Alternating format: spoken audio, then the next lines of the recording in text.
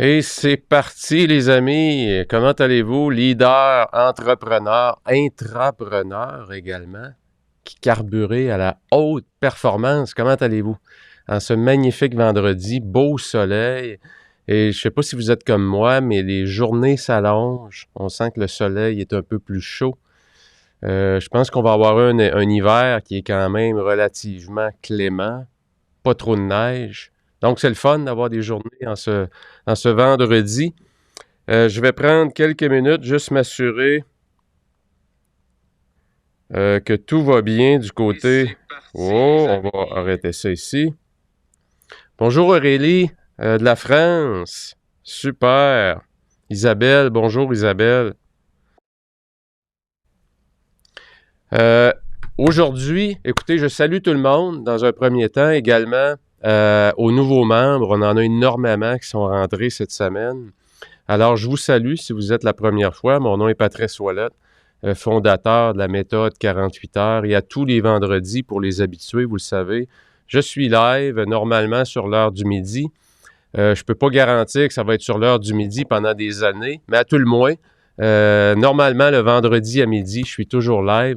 Et j'ai pris également la décision d'essayer de faire ça un peu plus compact, comme on dit, un peu plus court. Donc, vous allez voir, aujourd'hui, ça va rouler un petit peu plus vite. Nathalie, bonjour Nathalie. Je vois que Paul est là également, mon ami Paul. J'espère que ça va bien dans ta nouvelle job, avec des belles voitures Audi, à part ça. Isabelle, le mieux, coucou, toi aussi. Aujourd'hui, écoutez, je veux vous parler de 7 stratégies qui vont vous permettre d'avoir un meilleur focus, une meilleure attention. Vous savez que c'est rendu un enjeu de société, littéralement, aujourd'hui, d'avoir notre attention. Elle est kidnappée par une foule de distractions, de notifications. C'est excessivement difficile. Et écoutez, si on recule, il y a à peu près 20 ans, ce qu'on appelle le déficit d'attention, on n'entendait presque pas parler de ça. Hein, on a comme décidé de mettre un nom là-dessus. Et depuis qu'on a mis un nom sur ce manque d'habilité-là, ben c'est drôle, on dirait qu'année après année, ce pourcentage de la population-là augmente. Et selon moi, je pense qu'il n'est pas en diminuant. Et pourquoi? Parce qu'il y a des compagnies qui sont à Silicon Valley, qui nous produisent des applications, qui développent des technologies, que ce soit Apple, que ce soit Google, que ce soit Facebook, Instagram, Twitter, nommez-les toutes. Ces compagnies-là sont spécialistes pour attirer notre attention et ça nous crée des habitudes. Je ne sais pas si vous vous souvenez, pour ceux qui peut-être suivaient, peut-être même pas pour ceux qui suivaient la Formule 1, mais dans les années 80-90, au niveau de la Formule 1, vous savez qu'il y a énormément, des milliards d'investis. C'est qui était derrière toutes les activités de Formule 1 et qui injectait de l'argent? C'était les cigarettiers. Hein? C'était ceux qui fabriquaient de la cigarette. Et dans les années 90, je ne sais pas si vous vous souvenez, mais la compagnie Philip Morris a été condamnée à verser des milliards et des milliards de dollars. Et on a prouvé que les compagnies de cigarettes, ensemble, avaient créé un produit. Ce qu'on savait déjà, dans le fond, c'est juste qu'on l'a officialisé. Ils créaient un produit qui créait physiologiquement de la dépendance. Et quand je regarde aujourd'hui ce qui se fait, qui est beaucoup plus sournois, je peux dire, beaucoup plus caché un peu, parce que de la cigarette, on peut y toucher, on peut voir ses effets sur les poumons, mais l'attention, c'est quelque chose qu'on ne peut pas toucher, qu'on ne peut pas nécessairement mesurer. Et quand on regarde depuis 10 ans, 15 ans, bien, la plupart des travailleurs, peu importe votre profession ou votre métier, on a pratiquement tous avec soi cette espèce d'arme de distraction massive, hein, pour ne pas dire de destruction massive, qu'on traîne tous avec soi, partout. Et vous le savez, si vous partez de la maison le matin, vous avez oublié votre portefeuille, c'est pas mal moins stressant que si je pars de la maison puis j'ai laissé mon téléphone à la maison. C'est une extension de notre personne maintenant, tellement que c'est rendu fort. Il n'y a personne encore qui a débuté ce débat-là, ce questionnement-là du kidnapping de notre attention. selon moi, c'est un enjeu de société et ça va devenir de plus en plus un enjeu important dans cette décennie-là. Hein? Parce qu'on apporte ça au travail et il y a 15 ans, on n'avait pas cette arme-là avec nous au travail. Donc, il y a deux choses qui se produisent. D'un, on l'utilise beaucoup plus au travail, on est moins concentré. Deuxième chose, on est totalement rendu dépendant de ça. Donc, comment est-ce qu'on va arriver, comment est-ce qu'on arrive à performer, à se distinguer en tenant compte qu'on a un environnement qui est de plus en plus complexe et vers lequel on a de plus en plus de dépendance. Alors, c'est ce que je vous parle aujourd'hui, cette stratégie pour essayer de diminuer un peu notre dépendance, avoir un meilleur focus. Je vais juste jeter un coup d'œil rapidement. Bonjour Isabelle, Michel également qui est là, Yannick que je vois. Annie, bonjour Annie. Fait qu'allons-y avec stratégie numéro 1. Et vous allez voir que les thèmes que j'aborde ici, pour ceux qui me suivent depuis longtemps, ça va être un bon, comme on dit en anglais, un refresher, une bonne remise à jour.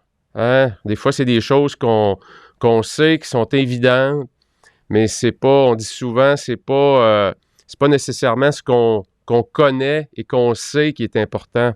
C'est qu'est-ce qu'on en fait avec. Et souvent, on apprend des choses, puis on se dit, ben oui, c'est tellement, ça fait du sens, c'est tellement bon, mais c'est dans l'application que c'est bon de se faire rappeler c'est quoi les essentiels, c'est quoi le fondamental. Et je commence par ce premier mot-là. Clarté. Et clarté, ça veut dire quoi pour moi? Ça veut dire que si on travaille ensemble, juste nous deux, vous et moi, je vais vous demander, est-ce que je peux lire votre vision 3 ans? Ah non, je le sais, c'est quoi? Est-ce que je peux la lire? La lire, ça veut dire quoi? Ça veut dire qu'il y a un texte. Ça veut dire que j'ai réfléchi. Ça veut dire que j'ai été obligé de prendre du temps. Du temps où je me suis isolé et j'ai décidé d'écrire à quoi pourrait ressembler ma vie dans 3 ans. Et ça veut dire quoi, ça? Ma santé va être dans quel état dans 3 ans? Est-ce que je suis bien où je suis avec mon corps? Ou je me sens pas bien? Où j'aimerais l'amener dans 3 ans?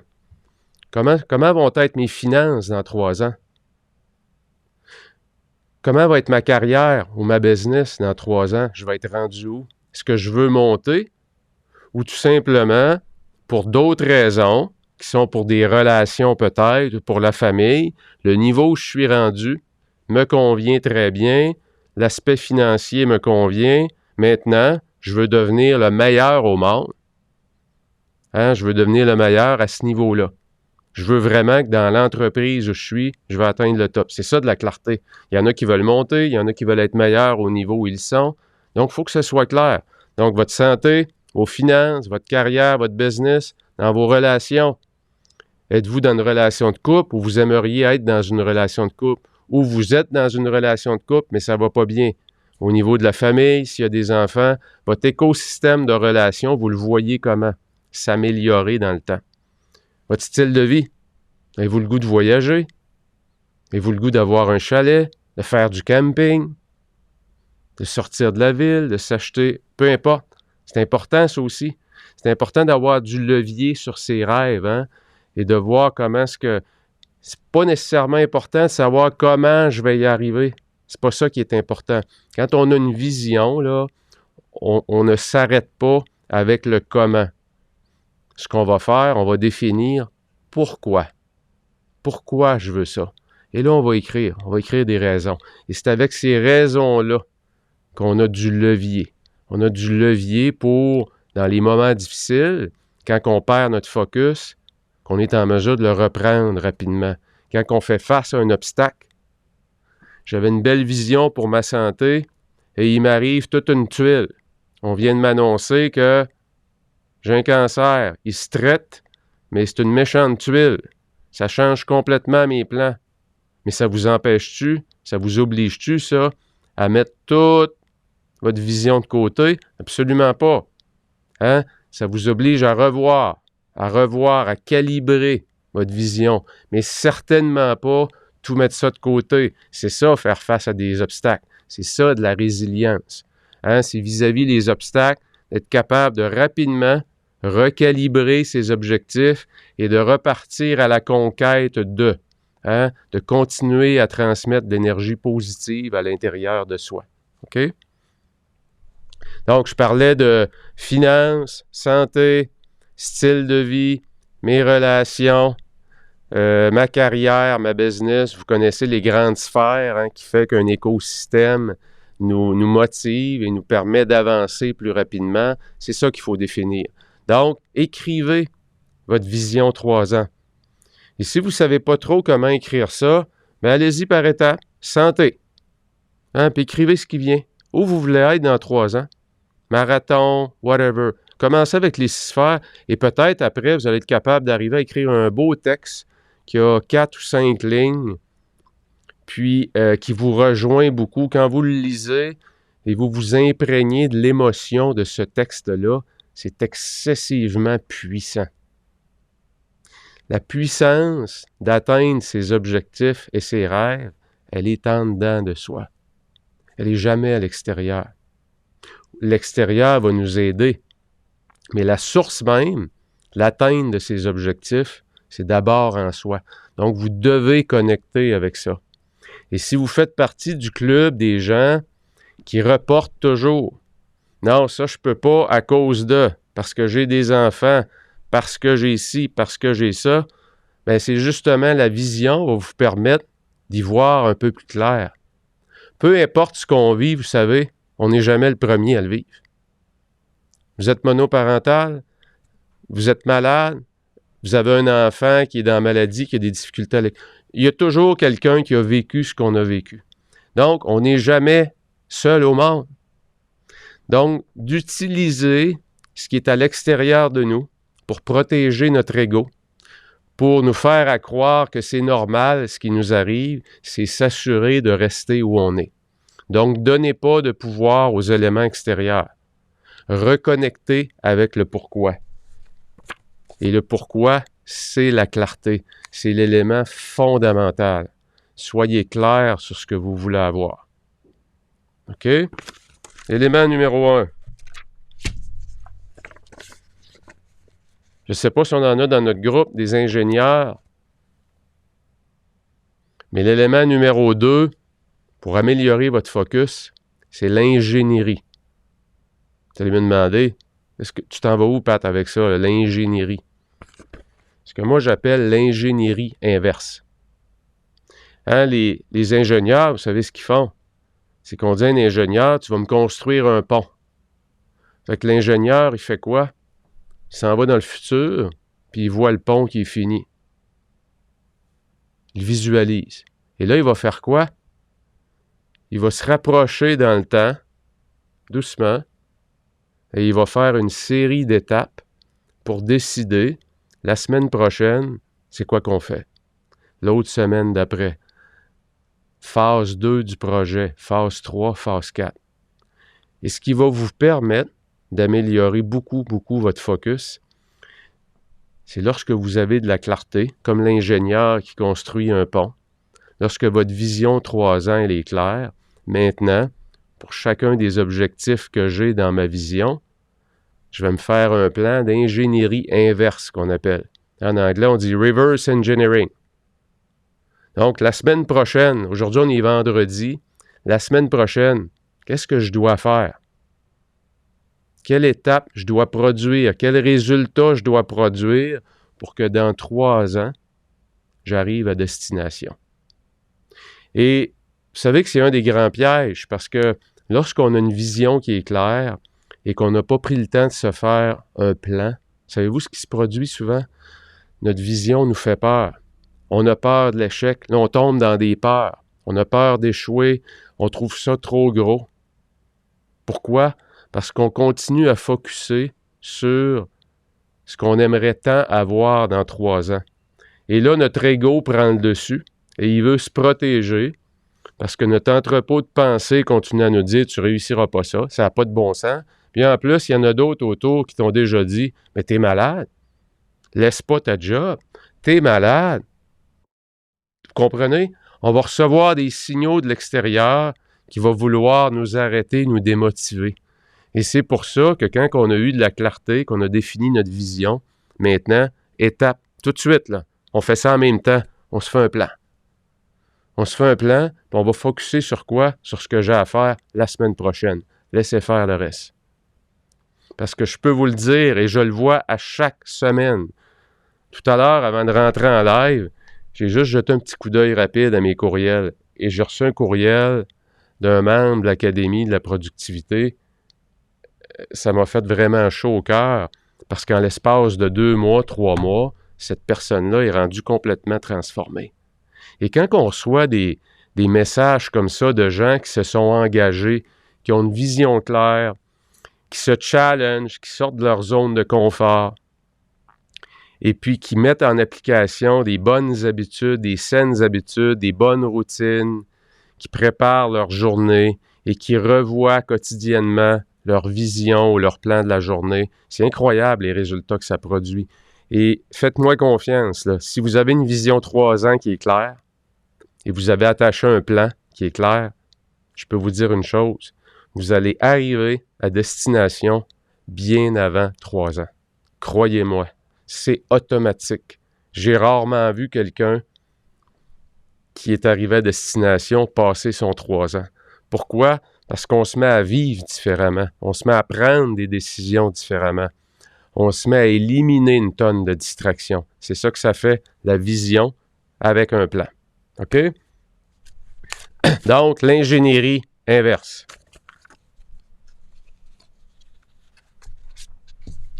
En passant, lorsqu'on va voir un planificateur financier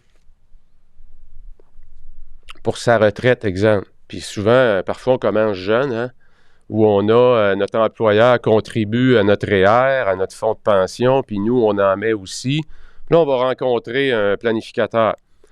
Puis dans les questions qu'ils vont nous poser souvent, c'est quel genre de style de vie que tu aimerais vivre à ta retraite? Hein? Puis là, on va calculer combien d'argent ça va te prendre. Fait que là, ce qu'il nous fait faire, le planificateur, c'est qu'il nous envoie dans le futur. Là. Il prend une machine à voyager dans le temps. Puis là, il dit, ouais, quel genre de vie que j'aimerais mener? Est-ce que je veux voyager? Mes enfants vont être plus vieux? Est-ce que j'aimerais avoir 2 résidences, une dans le sud, une dans le nord? Peu importe. Il nous fait voyager. Puis là, selon les réponses qu'on va lui donner, il revient jusqu'à aujourd'hui, puis il nous dit, si tu veux vivre ça là, un jour, là, il faut que tu te mettes tant de côté à chaque jour. Puis là, on se dit, hein, tant que ça, ou encore pas plus que ça. Hein, là, on va prendre une décision avec le plan du futur qui est ramené aujourd'hui. C'est exactement la même chose. Hein, si on le fait avec ses finances, il faut le faire avec les autres sphères de sa vie. C'est hyper important. On se projette dans le futur, on refait le plan qui nous ramène aujourd'hui, puis on se concentre sur quoi? La semaine prochaine, le mois courant, laissez faire le reste. Le comment est beaucoup moins important que le pourquoi. Une des raisons que je vois très, très, très souvent, c'est qu'on commence une transformation. Hein, on lit les bons livres, on écoute les bonnes personnes, on va chercher des mentors, des coachs, on embarque dans des groupes, on investit financièrement pour se former et on oublie de le communiquer. Les gens autour de nous ne sont pas vraiment au courant dans quoi on s'est embarqué.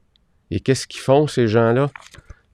Ben, ils continuent à nous faire vivre ce qu'on a toujours vécu avec eux avant, une tonne de distractions.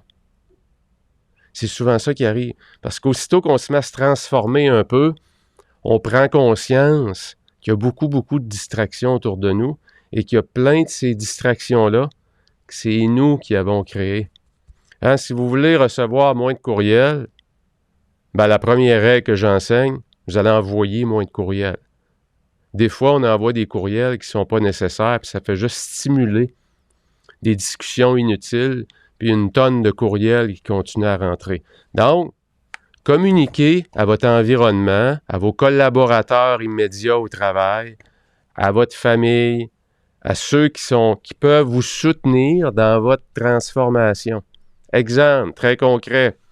Quand j'ai décidé de prendre les directeurs généraux que j'avais sous ma supervision, j'ai décidé concrètement qu'une de mes grosses activités stratégiques, c'était de les coacher. Ben, j'ai défini des plages horaires bien spécifiques. Et je leur ai demandé quoi? OK? Quand tu auras des questionnements ou des choses qui ne sont pas urgentes, tu prends des notes et on va se voir à tel moment de la semaine, à toutes les semaines. Inquiète-toi pas. C'est à l'agenda, c'est dans le tien, c'est dans le mien. Puis le matin, entre 8h30 et 10h30, envoie-moi pas de courriel, pas de texto. Pourquoi? Parce que je prépare nos rencontres. Je regarde des formations pour vous rendre meilleurs. Hein? Alors, qu'est-ce que je suis en train de faire? Je suis en train d'éduquer, communiquer à mon environnement, OK? Que la période d'isolation que j'ai besoin, c'est pour mieux les servir. C'est pour créer de la valeur ajoutée autour de moi. Et les autres vont vouloir faire quoi? Comme dirait Paulo Coelho, il va se développer une conspiration pour me faire réussir. Les gens sont heureux de nous aider. Et soudainement, le moment qu'on avait, parfois le matin, qui était rempli de distractions, en l'espace d'une semaine ou deux, j'en ai beaucoup moins. OK? Je peux aller en parler, oui, à mes collaborateurs. Je peux aller en parler aussi avec mon boss, mon supérieur. Si vous êtes propriétaire d'entreprise, c'est la même chose. Vous communiquez ça à vos collaborateurs. Vous leur communiquez. Écoutez, qui autour de vous va être peiné d'entendre de votre part que vous voulez vous améliorer, vous voulez mieux servir votre entourage? Personne. Tout le monde va vouloir vous aider. Et savez-vous ce qui arrive aussi? Vous allez inspirer les gens autour de vous. Les gens vont vous regarder. Ils vont voir que vous vous transformez, que vous devenez un meilleur leader. Vous avez un meilleur impact. Vous avez un plus beau sourire. Vous rayonnez davantage. Pourquoi? Parce que vous êtes moins stressé. Vous êtes plus en contrôle. Et ça, c'est une démarche, lorsqu'on s'embarque dans ça, croyez-moi, qui peut aller très vite aussi. Des fois, c'est exponentiel au début. On frappe un plateau et c'est là souvent que le coach va être capable de nous amener au prochain niveau. Mais là, regardez, là, vous êtes rendu là, mais tout le monde est là. Il y a un gros écart, là. C'est ça qui fait qu'on est regardé comme quelqu'un. Comment est-ce qu'il fait? Comment est-ce qu'elle fait? Qu'est-ce qu'elle a mangé? Hein, les gens se demandent, et pourtant, c'est pas si compliqué que ça, la recette. Hein? C'est quelques éléments fondamentaux qui sont bien appliqués, qui sont bien exécutés régulièrement, et ça nous met dans une classe à part. Donc, augmentez votre communication, communiquez la mission que vous vous êtes donnée autour de vous. Et c'est là que c'est le bon moment de lui dire « J'ai besoin de votre aide à tel moment de la journée » ou peu importe c'est sur quoi, n'hésitez pas. Exemple, vous avez un coach au gym,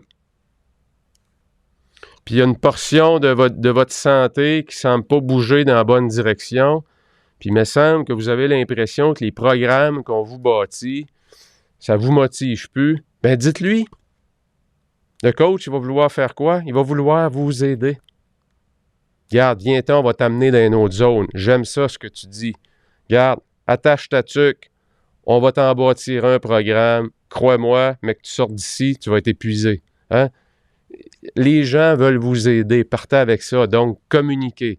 Communiquez autour de vous la route du succès que vous avez entrepris, le travail sur lequel vous êtes investi.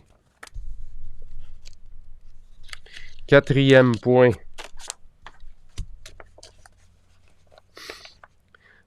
Le quatrième point, vous savez, il y a beaucoup de gens qui nous disent « Arrête de courir.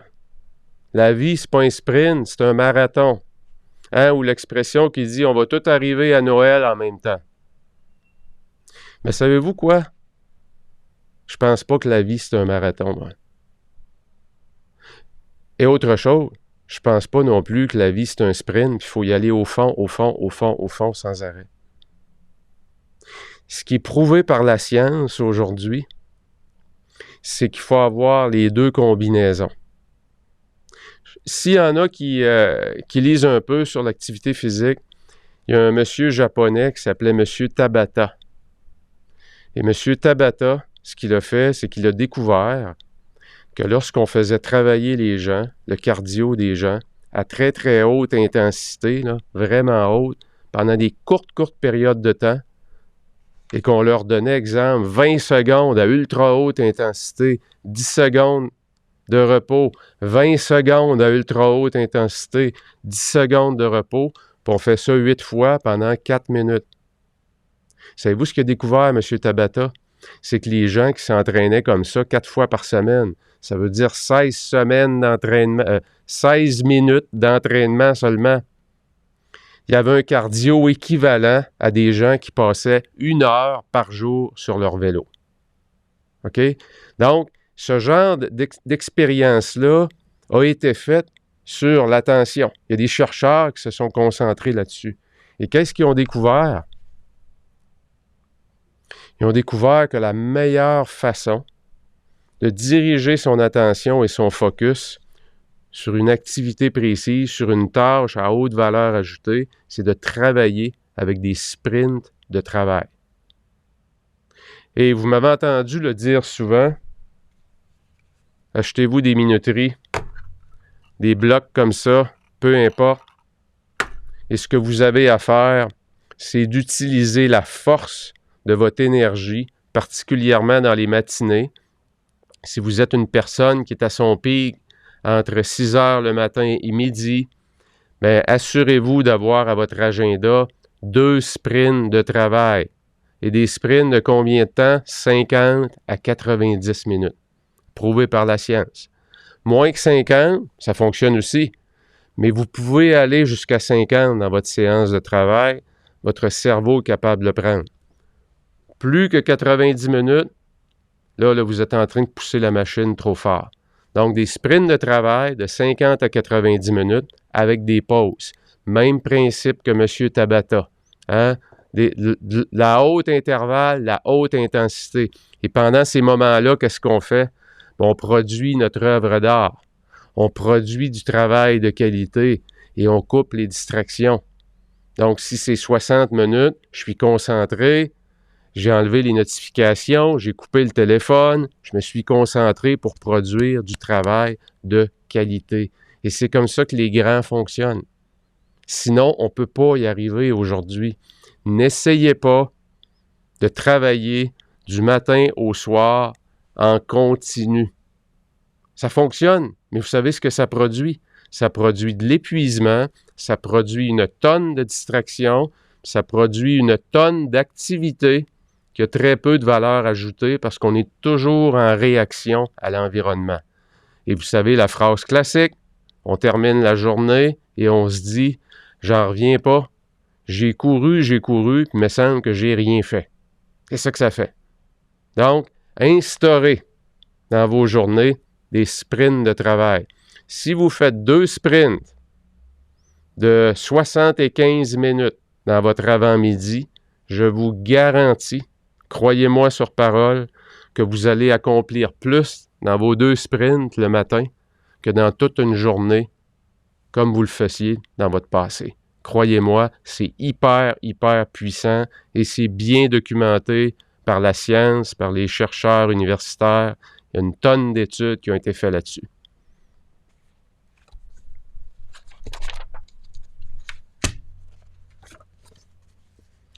Ce que j'appelle nos embuscades, vous le savez, j'en parle souvent. Quelles sont vos embuscades? Qu'est-ce qui vous distrait dans une journée? Vous devez bien les identifier. Et faites-vous une liste, documentez cette liste-là. Si vous utilisez un gestionnaire de tâches, un to-do list, faites-vous une catégorie qui s'appelle embuscade ou distraction. Et à toutes les fois que vous prenez conscience qu'il y a quelque chose qui vous génère constamment des distractions, prenez-la en note. Vous allez vous bâtir une belle liste. Hein? Il y a 2 collaborateurs, peut-être, vous allez mettre 2 noms précis de 2 personnes qui vous dérangent tout le temps. Vous allez peut-être vous rendre compte que vous êtes toujours rendu sur votre téléphone. Et en passant, aujourd'hui, que ce soit Android ou iOS avec Apple, c'est possible de savoir à l'intérieur de l'application Combien de fois par jour je le prends, mon téléphone? Et vous savez que la moyenne est rendue à 250 fois pour le travailleur moyen. 250 fois. Vous savez ce que ça veut dire, ça? Ça veut dire que je suis toujours là-dessus. Toujours. Et le jour que vous allez implanter vos sprints de travail, ce nombre-là va diminuer. OK? Imaginez-vous pas que tout le monde qui vous envoie un message, le feu est pogné. Ça, c'est dans notre tête. En réalité, c'est pas ça qui se passe. OK? Donc, faites-vous une liste des distractions que vous avez. Vous en connaissez qui sont créées par vous. Et il y a des distractions, des embuscades qui sont créées par votre environnement. Faites-vous une liste en premier. Essayez pas de tout changer, là. OK? Allez-y de façon...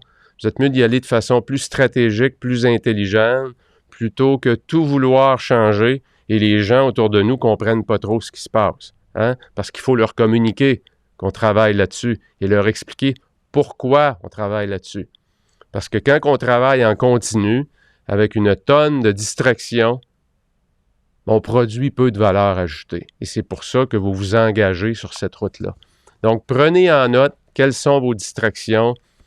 Il y a beaucoup de gestionnaires qui disent « Ouais, ben moi, j'aime pratiquer le style de gestion porte ouverte. » OK, parfait. Mais pensez-vous que vous pouvez fermer votre porte pendant 75 minutes sur les 8 heures de la journée? Peut-être que oui. Peut-être que pendant ces 75 minutes-là, vous allez produire ce qui, normalement, vous prend une journée complète. Fait votre technique de la porte ouverte, là, est peut-être pas la meilleure pour pouvoir générer de la valeur dans l'entreprise, pouvoir générer de la valeur pour les gens que vous avez à servir. OK? Fait que donnez-vous la chance d'alterner entre des périodes d'isolement et des périodes sans distraction et des périodes où vous êtes sur votre champ de bataille, dans le trafic, comme on dit. Vous savez, pour ceux qui ont écouté mon live, je parle souvent dans l'aviation tactique, hein, qui est très souvent composée dans le milieu militaire, évidemment, d'hélicoptères, où on vole à ras de sol, on est dans le feu de l'action, il peut y avoir toutes sortes d'embuscades qui sont mises. Donc, on est très, très proche du sol. Notre attention est entièrement captée par tout ce qui se passe. Et vous avez l'aviation stratégique, qui, elle, l'aviation stratégique, vole à très haute altitude. Donc, c'est plus tranquille à 25 000 pieds d'altitude. Mais par contre, je m'en vais faire quoi? Je m'en vais déposer un missile sur une frappe très stratégique, sur un pont, sur un aéroport, peu importe c'est quoi. Donc, entre les deux, entre le stratégique et le tactique, vous devez être en mesure, dans une journée, d'alterner vos activités.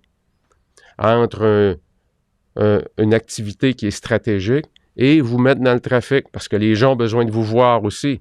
Ils ne veulent pas que vous soyez toujours enfermé dans votre bureau, mais en même temps, si vous êtes toujours dans le trafic, vous allez perdre de vue l'ensemble de l'œuvre. Vous allez perdre de vue peut-être des décisions importantes que vous devez prendre. OK? Je vous en partage une dernière. Elle va peut-être vous faire sourire un peu. Et c'est bien documenté aussi par la science. C'est que si vous voulez augmenter votre focus, votre attention, utilisez la force de la musique. Et particulièrement pendant vos sprints de travail. Et je vous invite peut-être à, pour ceux qui en ont déjà, je suis convaincu que vous allez être d'accord avec moi, si vous avez des écouteurs qui annulent le bruit extérieur, hein, des noise cancelling headphones, comme on dit, là, ou des AirPods, les AirPods Pro, qui annulent le bruit extérieur pendant vos sprints de travail. Si vous voulez mettre une musique qui n'a pas de paroles, une musique instrumentale, il y a plein de playlists disponibles, que ce soit sur Apple Music, sur Amazon Music, sur Spotify, peu importe, SoundCloud, peu importe l'outil que vous utilisez, là, trouvez-vous des musiques qui vont favoriser votre niveau d'attention. Et croyez-moi, on peut aller chercher, ça vous combien? 20% supplémentaire. C'est 20% que la science a documenté à date. Donc, si mon niveau d'attention en sprint de travail est là, juste en mettant de la musique, je viens d'y donner un 20% supplémentaire d'intensité. Donc, assurez-vous pendant vos sprints de travail que vous utilisez la force de la musique. Vous le savez, vous finissez le travail, vous vous mettez une bonne musique dans l'auto pour vous rendre à la maison, qu'est-ce qui se produit? Le niveau d'énergie augmente. Moi, qu'est-ce que je fais avant d'embarquer dans les lives? J'ai 2-3 musiques, 2-3 tunes, comme on dit, que je mets en marche, puis je bouge, je danse un peu. Qu'est-ce que ça fait? Ça augmente un peu mes pulsations, ça augmente mon énergie, je suis plus enthousiaste, je suis plus éclairé, je suis plus alerte. Alors, vous voulez quoi pendant vos sprints de travail? Vous voulez utiliser le pouvoir de la musique. Hein? Au même titre que quand on vit une émotion négative, on vit quelque chose qui nous crée beaucoup de tristesse, beaucoup de peine, bien, vous savez que c'est important, si je peux augmenter l'intensité de cette peine-là un peu, avec de la musique qui va me rendre encore plus triste, mais si j'augmente l'intensité de la peine, je vais vivre mon deuil probablement plus rapidement. Pourquoi? Parce que je me permets d'aller dans l'émotion. Je me permets de vivre, de laisser vivre et laisser monter cette émotion-là. Donc, que ce soit positif ou encore pour une émotion qui est davantage triste, qui a de la peine, un deuil, la maladie, et ça me touche, utilisez le pouvoir de la musique pour amplifier ces moments-là, particulièrement les moments de sprint de travail. Et croyez-moi, les écouteurs, j'en ai, je pense, 4 paires d'écouteurs. J'ai les gros Sony qui sont très bons, et les AirPods Pro, j'ai toujours ça avec moi. Particulièrement les AirPods de Apple sont très petits, mais il y a d'autres marques. Et c'est vraiment pratique parfois quand on est des endroits où il y a beaucoup de bruit. Je pense aux aéroports. J'ai commencé à utiliser ça vraiment lorsque j'étais dans les aéroports parce que c'est comme si soudainement, on devient seul un peu. Hein? Il n'y a plus de bruit et on est concentré juste sur... on peut mettre ce qu'ils appelle white noise, là. Si vous mettez white noise, exemple, dans Spotify, c'est des bruits souvent de la nature, les bruits d'un orage, les bruits d'un ruisseau qui coule. Puis soudainement, ça devient comme hypnotique quasiment un peu. Et notre focus est vraiment, vraiment, comme on dit, in the flow, là. Hein? Et il devient vraiment centré sur quelque chose de très fort, de très puissant. Alors voilà, ça fait le tour de 7 stratégies qui vont vous permettre d'améliorer votre attention. Je vous invite peut-être à en prendre une ou deux et rapidement vous mettre dans l'action avec. Regardez qu'est-ce que vous pouvez calibrer, qu'est-ce que vous pouvez ajuster dans votre quotidien à l'heure actuelle. Je vous rappelle, pour ceux d'entre vous qui trouvaient que le matériel que je produis peut vous aider, je donne souvent l'exemple du gym.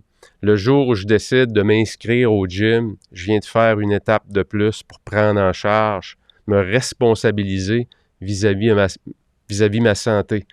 Le jour où je m'inscris au gym, puis je décide de me prendre un entraîneur avec lequel j'ai un rendez-vous une fois ou 2 semaines, là, je suis vraiment rendu à un autre niveau. C'est pour ça que j'ai conçu l'Académie de la productivité. Alors, s'il y en a parmi vous qui aimeraient s'inscrire dans un environnement, faire partie d'un groupe de gens qui ont un coach qui les suit. Donc, je suis accessible dans ce programme-là. Vous pouvez me faire part de vos défis. Puis écoutez, on a un groupe exceptionnel. Je regarde encore cette semaine, mardi. Je pense à un moment donné, dans la période de questions, c'est Christine qui est dans le groupe qui a fait une intervention que j'ai trouvée vraiment de qualité. Les gens qui étaient là, je pense, ont beaucoup apprécié parce qu'on parlait de santé. Et Christine, qui est dans le groupe, s'occupe d'un Nautilus Plus, donc d'un centre d'entraînement. Et elle nous a fait faire une prise de conscience sur « OK, tu veux perdre du poids, mais pourquoi? Tu veux changer ton alimentation, mais pourquoi? » Et souvent, je l'enseigne, ça d'aller chercher son levier, le pourquoi, mais j'ai trouvé ça vraiment intéressant de l'entendre de quelqu'un dans le groupe qui l'amène sous une autre perspective. Donc, si vous avez le goût de vous joindre à l'Académie de la productivité, le premier jour de chaque mois, croyez-moi, on travaille votre discipline. Pourquoi?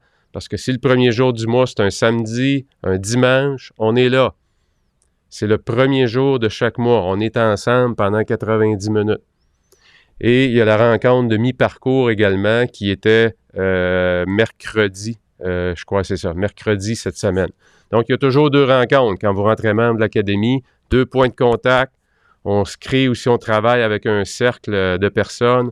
On est environ 90 présentement dans l'académie, un groupe de leaders, d'entrepreneurs ultra motivés qui carburent à haute performance. C'est vraiment ça. Mais c'est des gens, ce que je trouve beau, c'est qu'il y a des gens de toutes les industries et il n'y a pas une personne qui doit calibrer les 6 aspects de sa vie de la même façon. Hein, on a tous, chacun, un plan de match, une vision qui est différente. Et c'est ça qui est beau, c'est comment est-ce qu'on va calibrer pour retrouver une forme d'équilibre dans notre vie pour nous permettre d'atteindre ses objectifs professionnels, mais surtout réussir sa vie personnelle. C'est l'objectif. Et quand les deux sont en symbiose, la vie professionnelle et la vie personnelle, vous savez ce que ça fait? C'est qu'on vit le bonheur, on vit une vie enrichie à chaque jour. Voilà, mes amis. Termine, je jette un petit coup d'œil aux commentaires. Salut Dominique, on n'a pas eu le temps de se parler cette semaine, mais écoute, si tu es disponible après-midi, envoie-moi un petit message en fin de journée. J'ai un trou, sinon on se parle à mon retour. La semaine prochaine, en passant la gang, je pars dimanche.